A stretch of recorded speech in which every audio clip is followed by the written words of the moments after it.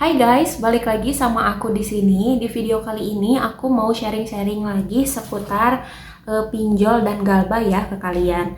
Nah, di video kali ini aku bakal ngasih info. Sebisa mungkin kalian jangan galbay di 3 aplikasi pinjol atau pay letter ini. Jadi kalian usahakan kalau ada tunggakan di sini buru-buru lunasin, atau enggak kalau misalkan kalian udah terlanjur galbay ya kalian dicicil sedikit-sedikit untuk melunasinya. Karena kan hakikatnya semua jenis hutang baik pinjol ataupun bukan pinjol memang tanggung jawab kita untuk menyelesaikannya. Adapun situasi dan kondisi yang menyebabkan kita belum bisa membayarkan ya bukan berarti kita jadi gak boleh tidak berusaha untuk melunasi gitu. Tapi semangat terus buat teman-teman yang mungkin sekarang lagi galbay atau lagi pelan-pelan menyusun lagi kehidupan setelah galbay gitu ya. Kalian berubah sedikit-sedikit gitu ya. Oke, jadi langsung aja ke videonya.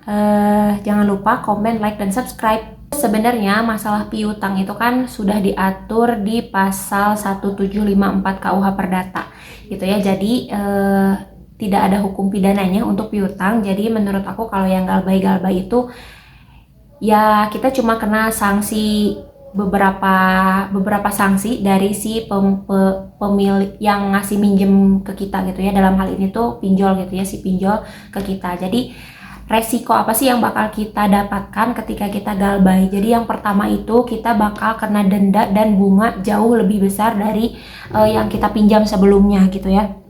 Jadi misalkan kalian itu minjam 1 juta gitu ya, tapi kalian itu galbay. Nah, si pinjol itu walaupun sudah diatur gitu ya di pasal tadi sudah diatur bahwa ketentuannya itu minimal itu ada batas maksimalnya penarikan bunga.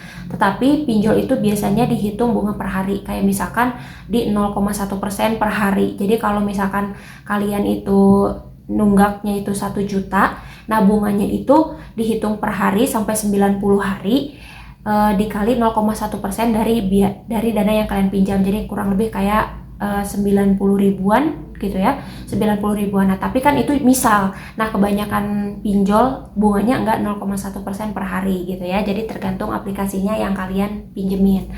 Yang kedua, kalian bakal didatangin debt collector dan itu tuh berlaku buat di Jabodetabek. Nah, tetapi beberapa aplikasi pinjol itu sekarang udah bekerja sama dengan pihak ketiga yang bisa menjangkau ke kota-kota lain. Kayak misalkan sekarang udah ada di Bandung, Jogja, dan Surabaya itu udah ada beberapa yang kerjasama dengan pihak ketiga untuk datengin si kreditur yang macet gitu ya.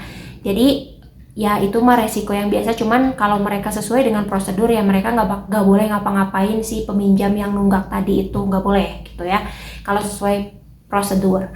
Nah yang ketiga ini yang menurut aku alasan aku kenapa kalian jangan sampai kalau bisa jangan sampai macet, karena yang ketiga ini tuh kalian bakal tercatat di SLIK OJK dengan skor kredit yang buruk, atau dalam istilah kitanya gitu ya, istilah awamnya tuh kalian bakal kena blacklist gitu. Nah ini aku mulai aja dengan cerita dulu. Jadi aku punya teman perempuan namanya tuh si A, kita sebut si A aja. Nah si A ini tahun 2022 kemarin dia itu punya tunggakan di Kredivo, nilainya tuh kayak 1.900.000-an. Terus dia galbay sampai sekarang tuh belum dilunasin hutangnya, tapi dia tuh kan tinggalnya di kota Bandung ya, tapi dia tuh nggak didatengin Depkol gitu. Jadi kayaknya dari Kredivo itu ke Bandung tuh belum ada DC-nya ya pada waktu itu. Nah sampai satu ketika baru-baru ini aja dia tuh cerita dia mau kredit motor ke leasing gitu. Nah sama leasingnya ini dia tuh nggak dikasih gitu, nggak di ACC. Nah salah satu alasannya tuh kayak kata si marketingnya karena BI checking dia tuh ada di call 5. Jadi call 5 itu kalau di istilah perbankan dia tuh yang kredit macet atau non performing loan gitu ya. Dia tuh jadi kreditnya tuh buruk gitu, makanya dari si leasing nggak ngasih kredit motornya. Nah dengan 3 resiko ini yang paling menurut aku 3 aplikasi ini dengan resiko SLIK paling buruk itu 3 aplikasi ini. Yang pertama, usahakan kalian jangan sampai nunggak. Kalaupun kalian udah nunggak itu udah terlanjur nunggak, kalian coba sedikit-sedikit prioritaskan untuk dilunasin gitu, sedikit-sedikit aja gitu. Karena ya gimana ya, ada situasi dan kondisi dimana kita memang udah nggak mampu bayar gitu, sehingga kita memang ya gak bisa gitu. Nah dalam keadaan ketidaksengajaan untuk galbay ini, kalian jangan galbay di aplikasi Shopee Pay Later atau S-Pinjam. Kalian jangan galbay pokoknya di produk Shopee, kalian jangan galbay. Nah, produk pinjol yang kedua, kalian jangan macet di Kredivo. Jangan sekali-sekali kalian macet di Kredivo sama di Shopee. Itu kedua. Dan yang ketiga, kalian jangan macet di Akulaku. Kenapa? Jadi 3 platform pinjol dan pay later itu menurut aku paling gede, top 3 di Indonesia. Jadi menurut aku jangan sampai galbay di 3 aplikasi itu. Kalian, karena itu gede dan kredibel gitu, makanya Slicknya itu ngaruh banget di BI checking kita gitu, karena sampai mau kredit motor aja gitu perkara galbay di Kredivo jadi nunggak gitu, padahal kan nunggaknya ya tidak seharga motor juga gitu ya. Apa jangankan motor gitu, orang yang 1.900.000 aja bisa macet, apalagi motor gitu yang harganya belasan juta.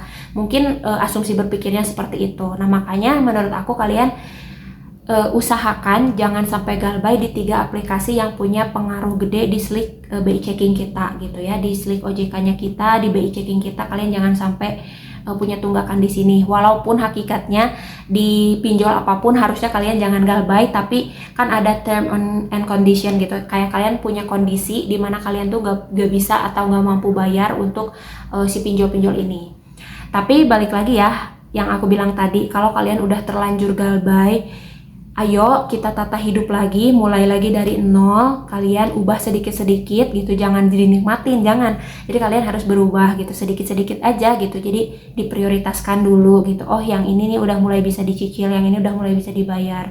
Karena di kemudian hari kita tuh gak akan pernah tahu kita bakal punya rezeki apa sampai kita tuh butuh bantuan perbankan. Misalkan kita kedepannya ternyata kita udah membaik perekonomiannya, kita pengen punya kartu kredit untuk ngembangin usaha dan bisnis kita, atau kita pengen ngajuin kredit pinjaman buat UMKM, kredit mikro gitu kan ke bank. Nah, jangan sampai hal-hal seperti itu tuh mempersulit kita di kemudian hari. Dan untuk yang galbay, semangat, kalian jangan punya pikiran aneh-aneh, punya pikiran buruk-buruk. Pokoknya kalian fokus dulu aja ke diri kalian, gimana caranya untuk bangkit, gimana caranya untuk menyelesaikan permasalahan kalian. Semangat terus. Jangan lupa berdoa dan tetap makan, tetap hidup ya, walaupun dengan penuh tekanan gitu ya. Semoga video ini ngebantu kalian juga dan bisa menyemangati sedikit rasa tanggung jawab kita gitu, supaya kita tetap ya gimana ya, namanya juga hutang gitu ya, harus dibayar biar gimana pun caranya. Tetapi kalau misalkan memang sudah terlanjur galbay, ayo kita perbaiki diri kita mulai dari sekarang. Oke, sampai ketemu lagi di next video. Komen, like, dan subscribe kalau kalian suka. Kalian tontonin terus, barangkali nanti aku bakal bikin video tutorial-tutorial lagi. Kalian komen aja di bawah. Aku sih seringnya sharing seputar diskon, promo, dan cashback, dan beberapa kali aku ngasih informasi juga seputar pinjol, galbay, atau keuangan lainnya. Jadi kalian tontonin terus karena aku bakal update setiap hari nemenin kalian. Yuk, terima kasih. Bye.